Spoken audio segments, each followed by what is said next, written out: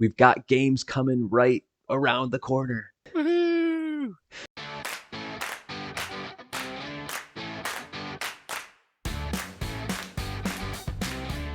Welcome back to the D3 Datacast. I'm Zach. He's Matt. Like and subscribe if you haven't already, and let's get into it. So, Matt, as we were seeing some schedules starting to come out, I think it's become pretty apparent that a lot of top teams are doing a really good job of scheduling. I don't know if it's with an eye towards trying to do all they can do to lock up the Pool C bid if they need to, but it's really great to see really good schedules because that means we get really great games. Which brings us to today's topic. In Division III basketball, we're going to be getting a lot of really great games right out of the gate. So today's episode is all about looking at that first month of the season. We actually came up with a list of 50 top games to pay attention to. And really the list could have even gotten bigger than that because there are just so many good games out there. But we're limiting it just to November.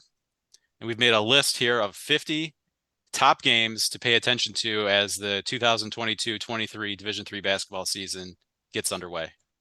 Yeah, when you suggested 50 games, I thought, man, no way we're going to have 50 good games to talk about. And then when we got to the end, we realized we had to make some cuts.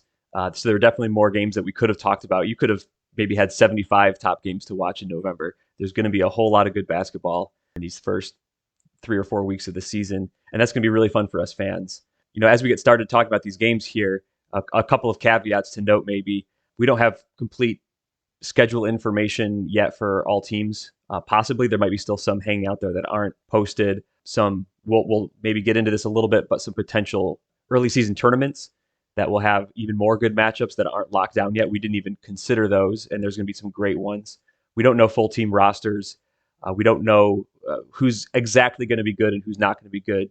Games that look good now might not look good in 3 weeks as teams try to rebuild. Maybe that doesn't go quite as well.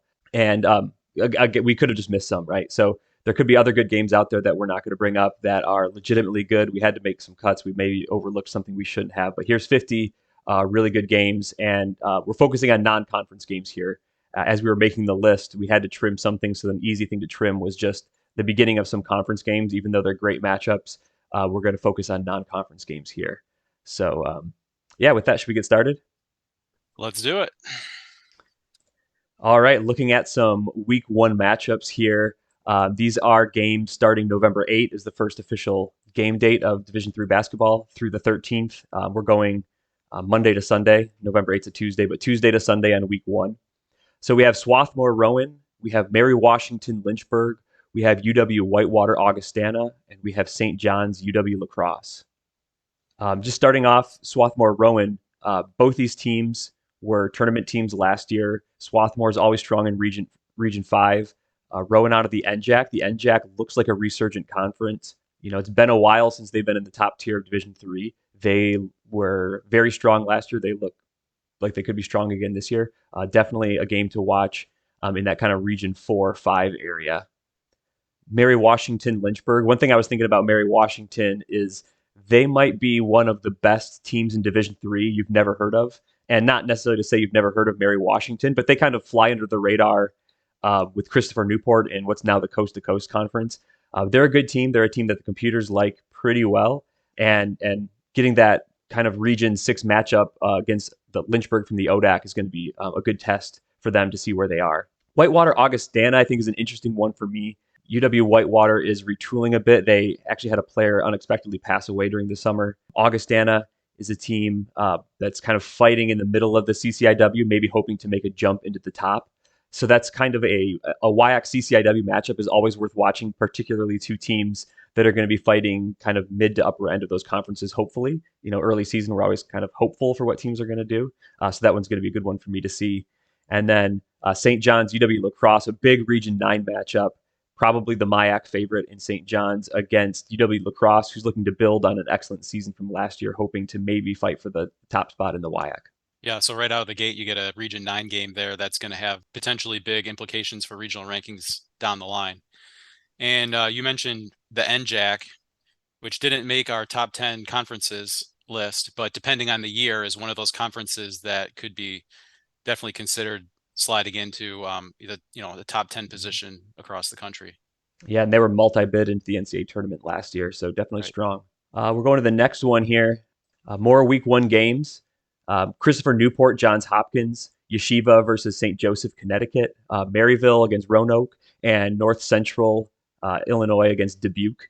Handful of good games here. Christopher Newport looking like maybe one of the top teams in Division III. That an excellent season last year. I think they were an Elite Eight team and they lost to Marietta, if I remember correctly.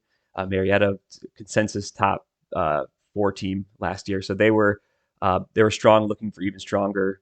This year, they could be fighting for that number one spot at some point. I wouldn't be surprised. Johns Hopkins has been a perennial favorite in the Centennial Conference and in that area of the country.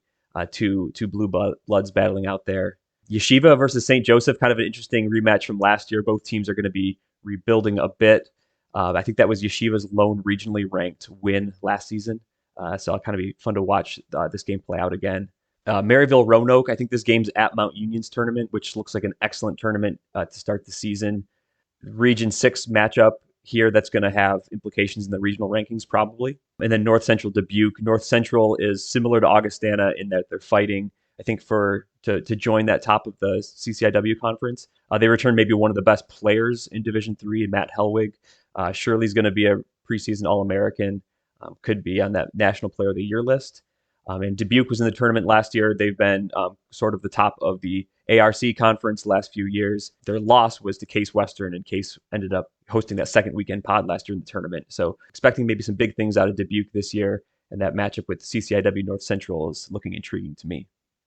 Yeah, Yeshiva is one of those schools that's really stepped up the scheduling, and we'll get to them again later in this list. It'll be interesting to see as they've had some significant roster turnover, but also there seems to be a lot of excitement about what they've got coming in and just kind of building the program overall beyond just kind of the team that had been built over the last couple of years. So we're going to get some really early data points on them. Next group of games here that we've pulled out: Wash U against Wabash, Texas Dallas Rochester, Guilford La Roche, and La Crosse again against Marietta. Some great week one games here. Again, second inclusion for UW La Crosse, but I think they're definitely a team to watch. This could be a matchup of two of the top teams in the country, depending on how they run out this season. Going to have regionally ranked opponent implications for both Region 9 and Region 7. Guilford La Roche is also one I highlighted. Maybe not two of the top teams in the country going into the season, but another great tournament game at Marietta. La Roche had 4 20-win seasons in a row going into the COVID year. I think they didn't play in 2021. And then last year, they were good, but not quite back to that level. They're looking to get back into that mix in Region 7. And I think Guilford was kind of sneaky strong in the ODAC last year. They were 13-3. Randolph-Macon was in that conference. And so they had 2 losses to Randolph-Macon. They were 13-1 against everyone else. They had a little bit of a slow start, if I remember correctly, but they were a good team. And I'm interested to see what they do this year. And so for this episode, I've got Chadwick Court at Wabash behind me. You see Wabash showing up here hosting Wash U. And to probably no one's surprise, we'll get to some games later on here that are going to be in the GLI, which will also be hosted at Wabash. So if you could pick one gym just to sit at for the non-conference season, it'd probably be Chadwick, because that gym's going to see a lot of really good games very early in the season here. Yeah, for sure. And that Wash U Wabash game is going to be interesting for both teams trying to replace their top scorer, Jack Nolan for Wash U and Jack Davidson for Wabash, kind of seeing what those teams can come up with this year. And then Texas Dallas Rochester, I think most of us expect Rochester to maybe win that game, but seeing a Texas school and a New York school play this early, I think is fun. It will be a kind of a measuring stick for both regions there. UW La Crosse, Marietta, rounding out this slide. As we've noted here, we've got 2 games at the Marietta Shrine Tournament. So you've got 2 good games feeding into what you figure would automatically be 2 more good games. We just don't know what's going to be the consolation game, what's going to be the championship game, because that is operated as like a true tournament. So winners will play each other, and then the losers will play each other. So a couple more good games to project out of those 2 matchups, but we'll have to wait and see what they turn out to be. Yeah, that'll definitely be a tournament to follow. Moving on to the next grouping here, still in week 1. We have Whitworth against Mount Union at the Mount Union tournament. That's going to be another great tournament. Mary Hardin Baylor out in California against Pomona Pitzer. Tufts playing Emerson, and UW Oshkosh at Hope. This Mount Union tournament is great, getting a Northwest Conference team down to Ohio. That's going to be a fantastic matchup there. Whitworth has been, one of the best teams in Region 10, and I think Mount Union could make a play for the top spot in the OAC, which means they could make a play for the top spot in Region 7. Mary Hardin Baylor, similarly in Region 10 in the ASC, I think they're going to be fighting for one of the top spots down there against Pomona Pitzer from the Southern California League. This could end up being a battle for the top spot in Region 10 right here, right out of the gate. These kind of matchups are so important when you go through regional rankings, getting those head-to-head games and probably common opponent games in the mix. Mary Hardin Baylor out there in Texas for 3 games is going to be big for them. Tufts Emerson, I just think that's an interesting one in the old Northeast. I think they're now regions 1 and 2, so different regions. But Emerson was a Pool C team last year. They were very good out of the NUMAC. And Tufts had a slow start to the year. I think one of their top players was injured, but they nearly worked their way into a Pool C spot. They had a dynamite schedule last year, just maybe didn't win quite enough games, but they were in the regional rankings there. That's going to be a good one. And UW Oshkosh at Hope. Hope's probably the MIAA favorite. They're returning a ton of players who are now seniors, are some of the best that were on their team last year. They were the regular season and tournament champion for the MIAA.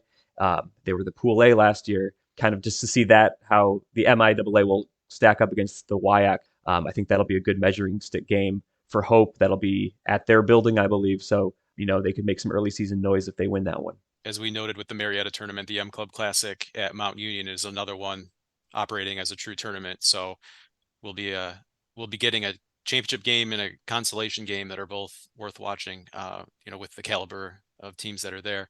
I really like that Mary Hardin Baylor Pomona Pitzer matchup. I think in other regions, it's easy to take for granted when top teams within a region get together. Like it's just, it's not a geographical challenge for someone in the OAC or the NCAA to get together and play a really big game. But with Region 10 being the kind of the catch-all, everything else to the south and west, it takes some effort for a school in Texas and California to be getting together. So really cool to see this. Shouldn't take that for granted, even though it's maybe the kind of matchup we would see in a lot of other regions, just being so spread out. It's cool to see those two schools getting together. Yeah, for sure. The island region of Region 10 with the Northwest Conference, Southern California, and Texas, tough for them to get together too often. And then the last 2 games of week 1, Yeshiva makes a return here against Illinois Wesleyan. This is the Twitter game of the year. It was a big game last year. Both teams were top ranked. This year, it's going to be maybe a little different as they both look to rebuild. But it's still a great game, cross-regional game against one program, Illinois Wesleyan, that is an established Division III blue blood, and I think Yeshiva has designs on being that as well. So these types of games are going to be great for them to continue to build that sort of program resume. And then Wesleyan Swarthmore, just another interesting game to see, NESCAC versus Centennial Conference. Wesleyan was the winner of the NESCAC last year. I think they were maybe a Sweet 16 team a year ago, and just will be fun to see what they come up with this year against a perennial strong team in Swarthmore. Absolutely. Great to be getting the Yeshiva Illinois Wesleyan rematch, although it'll look a lot different, at least in terms of who's on the floor from last year. Yep. It'll be interesting to see if the overall result looks different. Good early measuring stick for both programs who've had some significant turnover, but still return some expectations. Yeah, so moving forward to some week 2 games, Babson versus St. Joseph, Connecticut, East Texas Baptist against St. Thomas, Texas, Randolph-Macon, Mary Washington, and Stockton versus DeSales. So just a few quick thoughts here. Babson and St. Joseph. This is, a second game we've seen for St. Joseph here. They're going to be entering their 5th year with a men's program, I believe. And it's going to be kind of a year for me to see, have they built something that's going to last as a, year in, year out Division III contender here on the men's side, or are things going to maybe fizzle out for them? They've got a lot of turnover on that roster, so it'll be interesting to see them come out this season and how they perform. East Texas Baptist against St. Thomas is interesting to me, particularly on the St. Thomas side. This is the first year for them to be full members of Division III. They come into the year number 25 in the efficiency ratings, but we'll kind of see as they've now transferred fully to a Division III roster, how do they stack up against another team in their state that's had some success in East Texas Baptist. So interesting to see that Texas matchup there. Randolph-Macon, Mary Washington. This might be the first big test for the Yellow Jackets after winning the national championship last year. We can kind of get a gauge maybe to see if they're going to run over everyone this year. This is a rematch from a year ago. Randolph-Macon won by only 4 points, although that scoring margin may be a little misleading. I think they were up by 10 to 13 for most of that game until the end when Mary Washington made it close when maybe they didn't have enough time to come all the way back. But Mary Washington's a team, again, that the computers like pretty well, so it'll be a good early season test for Randolph-Macon. This year it's at Mary Washington, so that'll make it a little bit more difficult for Macon as well. Stockton and DeSales, they were both top 3 in the Region 4 final rankings last year. It'll be a good matchup for both sides. I think DeSales really needs games like this to prove their case towards the end of the season. The way that the Region 4 final rankings might shake out again this year could be swayed by early season matchups just like this. Going back to the Texas matchup, I think Division III basketball in Texas has been on the upswing for a while now, and I'm kind of looking at this season as a big coming out party for that state. So cool to see good games, and I think that the entire state of Texas might be one to watch throughout this season. Next set of games here, still in week 2, Nebraska Wesleyan versus Illinois Wesleyan. We've got UW Oshkosh against St. Joseph, Connecticut, Keene State, Maryville, and Washington and Lee versus Christopher Newport. Nebraska Wesleyan, Illinois Wesleyan. For Nebraska Wesleyan side, they're looking to kind of get back to the top of the conference in the American Rivers. They had 3 straight seasons of 25 wins or more going into kind of the COVID shutdown. And last year they were, not at that level. So could it be a return for Nebraska Wesleyan this year?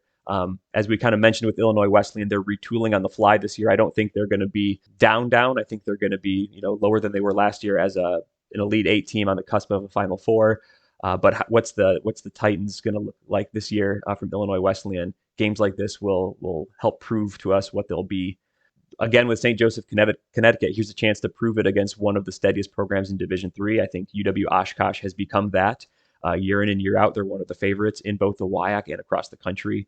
So getting, again, a cross-regional matchup, Region 9 and Region 1 here, I think it's good for Division III fans, and it'll be good for these programs to see how they stack up.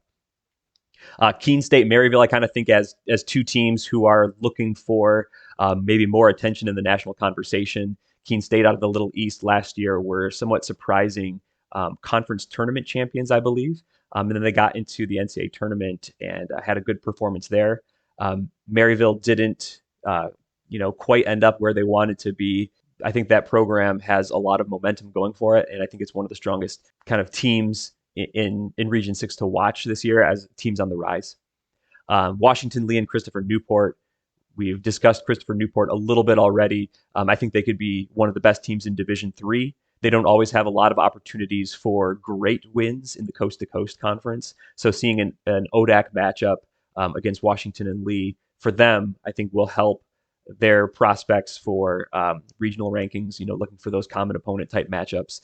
So this will be a good game to watch out for, and especially to see if Christopher Newport really is going to kind of take that step into the, I guess they've always been in the upper echelon of Division III, but as far as maybe one of those number 1, 2, or 3 teams in the country.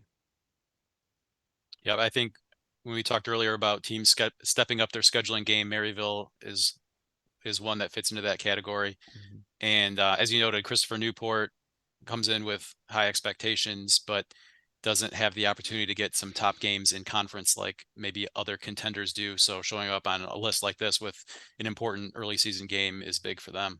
Mm-hmm. Yeah, and they've done that in the last few years as well, playing in some big preseason tournaments. I think they played Marietta early last year. They played other teams early season because I think once conference starts for them, they can't get as many of those games. So they've been an early adopter to the strength of schedule bandwagon, I think, and it's nice to see them play games against conferences that are in higher tiers than their own. And just before we leave this slide, we noted on here that Keene State Maryville matchup is the first one we're coming to here that will take place at the Great Lakes Invitational at Wabash. So neutral court game there. Yep. All right. Speaking of the GLI at Wabash, more week 2 games. We have Marietta Wabash. That'll take place there at Chadwick behind you. We got St. Thomas, Texas in another California matchup for the state against Claremont Mudd Scripps. Middlebury and Nichols are going to be facing off, and then Babson and Tufts. Just highlighting the Middlebury Nichols game for me. I kind of see Nichols as a program that maybe has designs on getting into that upper echelon of Division III. There may be a program on the rise looking for a statement game. Middlebury is going to be in the mix in the NESCAC. They always are. They might be one of the preseason favorites in that conference. So that game, which I believe is at Nichols, that could be a statement game for them if they're looking for something to that effect. And then Babson's Tufts, an old Northeast region matchup. Again, Babson's in Region 2 now. Tufts is in Region 1. So it's cross-regional, but these are both two programs in that area of the country, kind of the northeast-ish region of the country, that have been traditionally fairly strong. And it's good to see the NUMAC versus the NESCAC early season like this. Cool to see Marietta and Wabash facing off at the GLI after both making the Final Four, but being in opposite semifinals a year ago. Kind of a cool early season game. Not really a reunion, but having both been at the Final Four last year. And then similarly, like we talked about the other Texas-California matchup, St. Thomas now being a full member of Division III, we know that they were of quality to be able to poke into the regional rankings when they were inadvertently included in one of the sets of regional rankings. But yeah, another one there that has big implications for down the line in Region 10. Yeah, that'll be a fun one to watch up for sure. And we've said it, it feels like 100 times already on this episode. But these Texas schools getting up into Ohio, getting over to Texas, going to be great to see these early season matchups, and it's going to give us a lot of information as the season plays out. Sticking with week 2, moving on a little bit, some more games to pay attention to. Guilford against Emory, St. Joseph, Connecticut against Illinois Wesleyan, Lynchburg, Amherst, and then Rowan against Wesleyan. I think that Guilford Emory, it's a big Region 6 matchup. That's the old South region, is now primarily Region 6.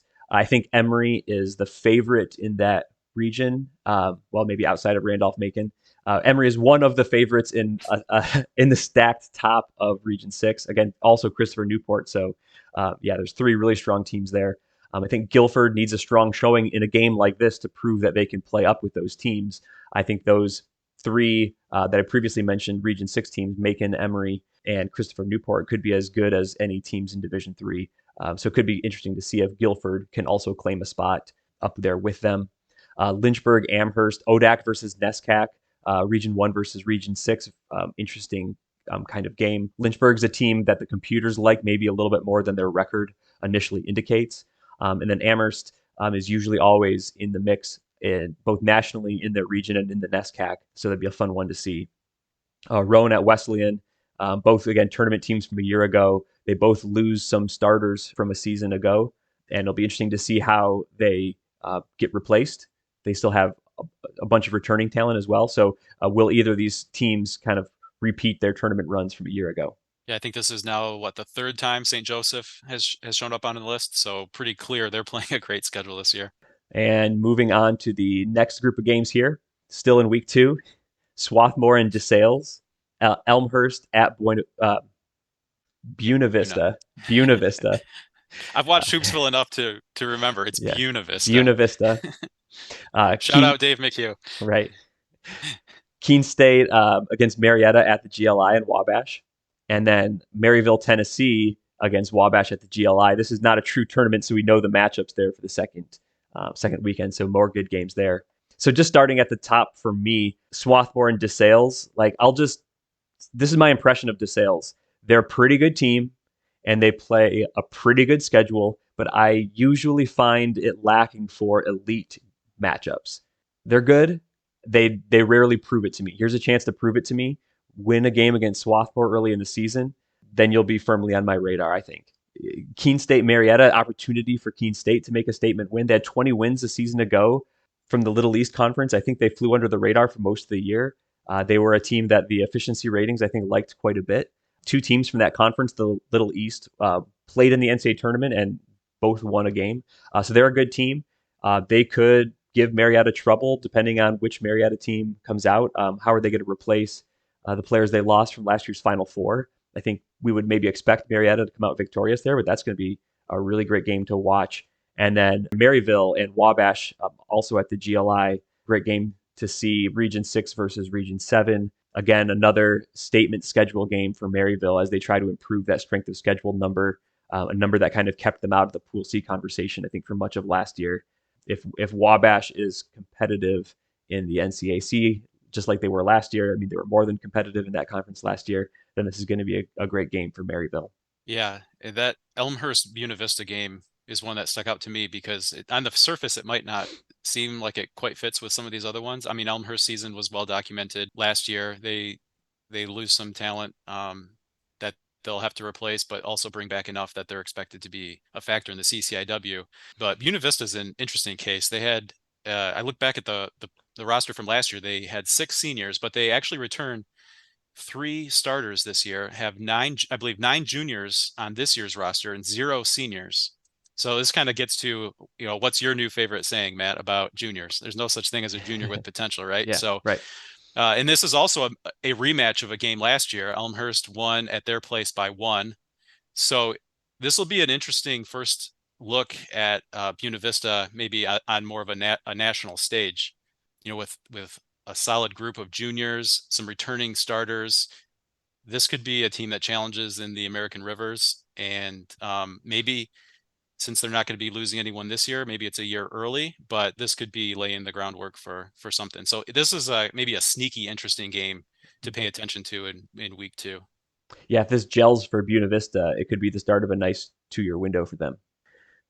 Moving on here, more week 3 games. Brandeis versus Mass Dartmouth, Oswego State Nazareth, UW Platteville against Augustana, and Amherst Babson. Um, Brandeis Mass Dartmouth, that's a Region 2 matchup. Mass Dartmouth was a Sweet 16 team from a year ago.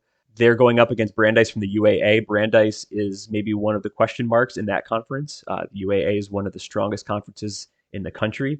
So it'll be interesting to see for them how can they match up against a very good Mass Dartmouth team who loses some talent, but will be should be formidable in my opinion again in the Little East. So this could be if Brandeis can build something this year, this could be a game with Region 2 implications. If Brandeis can't build something this year, then it won't.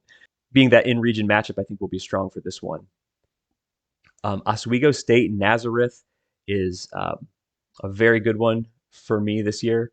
Oswego State was a Sweet 16 team a year ago. I think they're maybe flying under the radar a little bit this year, but to me, they might be a top 15, top 10 team going into the season. We'll have to see how things play out for the Lakers there. And Nazareth kind of got into the NCAA tournament and then won a game, which was slightly surprising to me, but they were a quality program. Here's a chance for them to get a potential win against another strong program. So Oswego State Nazareth is going to have implications in that part of the country for sure. In UW Platteville, Augustana, we talked about WIAC and CCIW matchups. This is going to be another good one. It's going to be kind of prove it time for Augustana, who's maybe looking to sneak into the top 2 or 3 spots in the CCIW. If you're in the top 2 or 3 in that conference, you're probably a top 25 team. And UW Platteville was one of the best 4 or 5 teams in the country for most of the year last year. And how are they going to look this season? Are they going to be able to keep things going last year? By the way, they were a second round tournament team last year, lost to Calvin. Go Knights. But we'll see what UW Platteville has in store this year. And then Amherst Babson, similar to maybe the matchup I talked about earlier for Babson, looking at NUMAC versus NESCAC, a good looking Region 1 versus Region 2 matchups. These teams could both be in the mix in their regions and in their conferences, and it could have a lot to say about what's going to go on in that kind of northeast part of the country. Yeah, you mentioned Brandeis being a question mark. For UMass Dartmouth, you lose a player like Marcus Azor, and to me, you're automatically a question mark. So that's an interesting one. And with Platteville and Augustana, as you said, there's a little bit of prove it there, but for kind of different reasons. Platteville looking to prove that they're, reached that program level. They're going to be just like we've come to expect from them, and while Augustana is looking to move back into where they're used to being. Mm-hmm. Sliding on to more Week 3 games. A big one in the Great Lakes are Region 7 now. Mount Union against Worcester. Illinois Wesleyan will play UW Oshkosh. Emory will play Maryville, Tennessee. And Amherst is going to play against Yeshiva. I'll look over at that Illinois Wesleyan UW Oshkosh matchup. It's going to be a battle of the Titans, quite literally.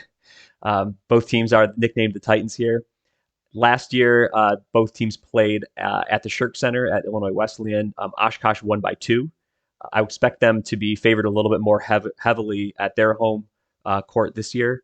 But this will be another opportunity for Illinois Wesleyan to see how well they are competing kind of on that regional national level with one of the top teams. I think UW Oshkosh certainly looks like that again.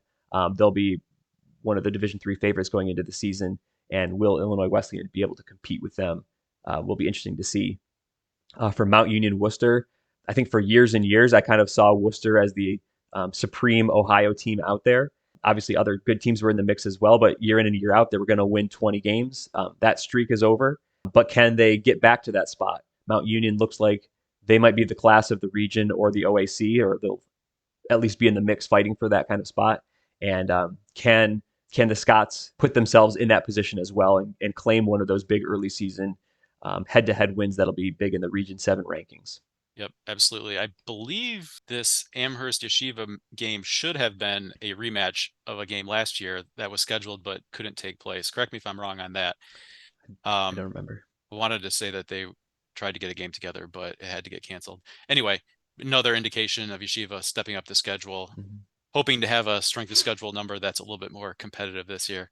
Again, Mount Union, Worcester, maybe one of those top in-region games that we take for granted in a region that's not so isolated as Region 10. And, I mentioned at the top, Maryville, one of those teams that's really stepped up in scheduling, and here they are on the list again. Yeah, definitely for them an opportunity against a in-region opponent, Region 6, to show that they belong. They've apparently made it a point to schedule well this year. That was a question mark with some of their past teams. They should have the strength of schedule to get into Pool C, but they're going to have to win some of these games. And a game against Emory is a prime opportunity to show that you belong against one of the top teams in the country. Emory's going to probably compete at the top of the UAA this year. So if Maryville can have a strong showing here, then that shows that they can compete with anyone. And my I think Amherst versus Yeshiva is a little bit fun for me. I think Yeshiva's been a team that's been looking for strong games to play. The Skyline hasn't given them top competition in recent years. And Amherst, to me, has a little bit of reputation of kind of ducking teams like that. So the fact that they can play now is good. It's fun. And we'll see how that one plays out. But I like to see that game on the schedule. And then here's our last grouping of games. This should get us to 50. The first game here is still in week 3, and then the last 3 will be in week 4. Week 4 will be November 28, 2:30, so that's only a few days there in week 4. But we've got Washington University against Augustana. We have RPI and Williams. We have Emerson Brandeis, and we have St. Joseph, Connecticut against Tufts. So for Wash U and Augustana, 2 teams in Region 8 that have designs on competing every year. We'll see if Augustana can get kind of back to that position. I'm really interested to see the RPI Williams matchup. Both were Sweet 16 teams a year ago, and that's going to be just a fun one to watch this season to see what they both bring to the table. I think Williams is going to be one of the top 2 teams in the NESCAC probably. So to see what they bring to the table this season will be good here. Emerson Brandeis. Emerson was in the NCAA tournament last year out of the NUMAC. I think that league had maybe 3 teams in. And we mentioned Brandeis a little bit, trying to figure themselves out in the UAA to see if they can be a player. So this could be a Region 2 matchup that is meaningful come the end of the season. And once again, we have St. Joseph, Connecticut. They've been on this list 5 times, but here's their first 5 games, and here's why they made the list so often. Yeshiva, Babson, UW Oshkosh, Illinois Wesleyan, Tufts. Those are teams from Region 1, 2, 3, 8, and 9. They'll probably all figure to be in the regional ranking mix there. But that is a dynamite schedule. It's all across the country. But I was just impressed game after game in the early season. They're playing against teams that have been nationally notable for the last several seasons, that are in good conferences, and they're really going to test themselves this season. You go 0-5, maybe that's a problem, but you could go 2-3 and maybe be okay. Yep. So that's our 50 games to watch for November. Honestly, we could have had a few more. Some of these games will end up dynamite. Some of these might turn out to be duds based on how the teams play. There was a few teams that we included that we called out as being question marks. We don't know who anyone is yet. It's still October, for crying out loud. But it's going to be a good month of basketball. It's going to be one of the best I can remember. To be honest, I haven't cataloged early season schedules. I've looked at it this year more in depth than I have in previous years, but it looks like a great month of basketball, and I'm going to have a game on every night, just about. and it's going to be really fun for Division 3 fans. Yeah, definitely. We wanted to limit it just to November because obviously we didn't have any trouble picking a lot of really great games. But then also as you get into the season, if we were looking at December matchups, there's probably a lot we will miss just because as games start to be played, the picture changes a little bit. Maybe some teams we thought were going to be really good, maybe aren't having the season we expected. And there's other teams that are off the radar to start that put themselves on the radar. So could do another whole list later on for December, but 50 games ought to get you started. So that wraps up today's episode. It's been great to actually talk about real games. I feel like we've been saying it's almost here, it's almost here, it's almost here, but finally we're at the point we can talk about some games once the schedules are out. We're starting to see more rosters by the day, and just looking forward to a great season. Yeah, this episode I think will drop the 24th. Calvin has an exhibition game this week on the 29th. I'll be there. We've got games coming right around the corner. Woohoo! All right, see you next week. See everyone. Good job, team.